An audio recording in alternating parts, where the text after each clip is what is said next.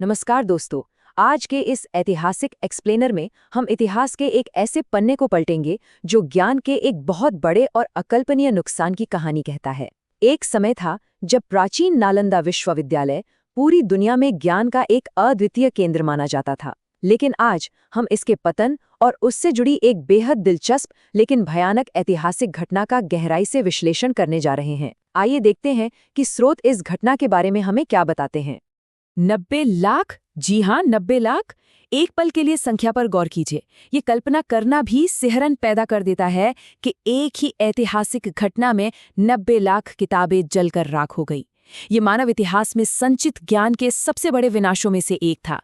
सदियों का शोध, अनगिनत पीढ़ियों की बुद्धिमत्ता और ब्रह्मांड के रहस्य, सब कुछ लपटों की भीड़ चढ़ गया।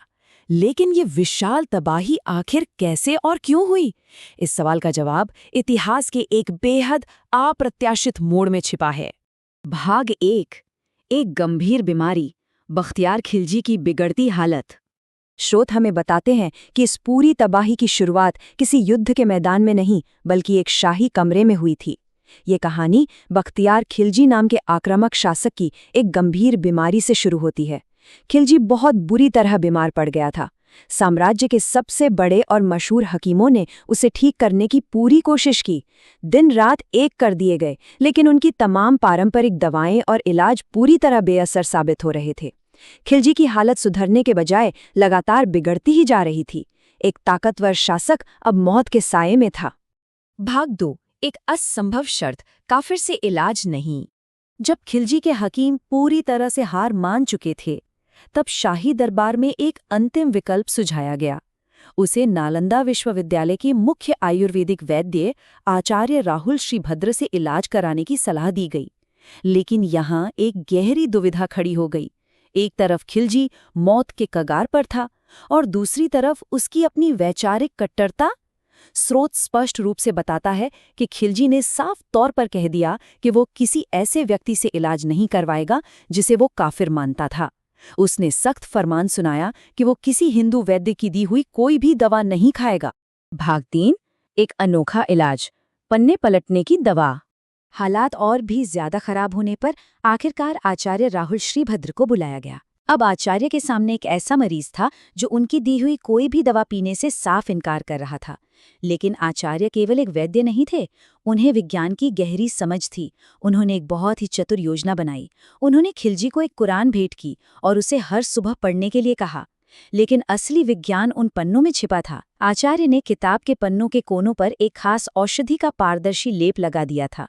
उन्हें पता था कि जब खिलजी पन्ने पलटेगा तो वो पन्ने पलटने के लिए अपनी उंगलियों को अपनी जीभ तक ले जाएगा। और ठीक वैसा ही हुआ।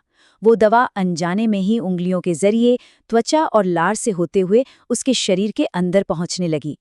और नतीजा बेहद हैरान करने वाला। इस नायाब और छिपे हुए तरीके से खिलजी की सेहत में तेजी से सुधार होने लगा। स्रोत बताता है कि महज कुछ ही दिनों तक उस किताब को पढ़ने के बाद वो पूरी तरह से ठीक हो गया। ये इतिहास की एक बहुत बड़ी विडंबना थी। एक ऐसा शासक जो दूसरी संस्कृति से नफरत करता था, आज उसी संस्कृति के एक महान विद्वान द्वारा बचाया गया था।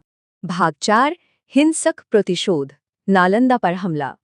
लेकिन ये कहानी किसी सुखद अंत की ओर नहीं जाती। जब खिलजी को अंततः इस पूरी चाल और इलाज के इस अनोखे तरीके का पता चला, तो परिणाम उम्मीद के बिल्कुल विपरीत था।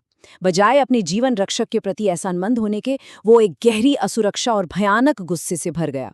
उसे ये बर्दाश्त नहीं हुआ कि उसके अपने हकीम जिस बीमारी के सामने हार गए थे, उसे एक काफिर ने इतनी आसानी से हरा दिया। और इसी क्रोध का परिणाम था साल 1199 का वो मनहूस क्षण, जब खिलजी ने नालंदा विश्वविद्यालय पर एक क्रूर हमला बोल दिया। स्रोत में जो बताया गया है उसके अनुसार ये हमला अकल्पनीय रूप से बर्बर था।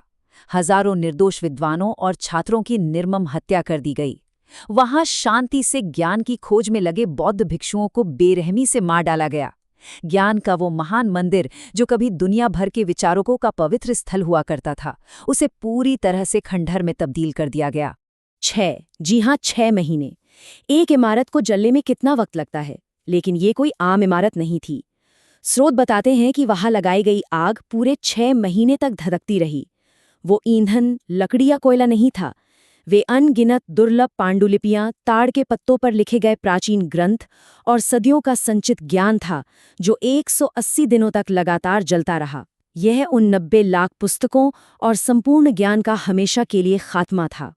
इस ऐतिहासिक स्रोत का ये एक्सप्लेनर हमें अंत में एक गहरे और विचलित करने वाले सवाल के साथ छोड़ जाता है। जरा सोचिए, उन राख के ढेरों में हमेशा के लिए कौन सा प्राचीन ज्ञान विलुप्त हो गया? संभवतः खगोल विज्ञान की वे गणनाएं, आयुर्वेद के वे रहस्यमय उपचार जिन्होंने खुद खिलजी को बचाया था, गणित के उन्नत सूत्र, वे सब उन 90 लाख किताबों के साथ हमेशा के लिए जलकर राख हो गए। इस अपूरणीय क्षति की गहराई पर विचार करना आवश्यक है, क्योंकि जो इतिहास एक बार मिट जाता है वो कभी वापस नहीं आता। इस ऐतिहासिक विश्लेषण को सुनने के लिए बहुत बहुत धन्यवाद।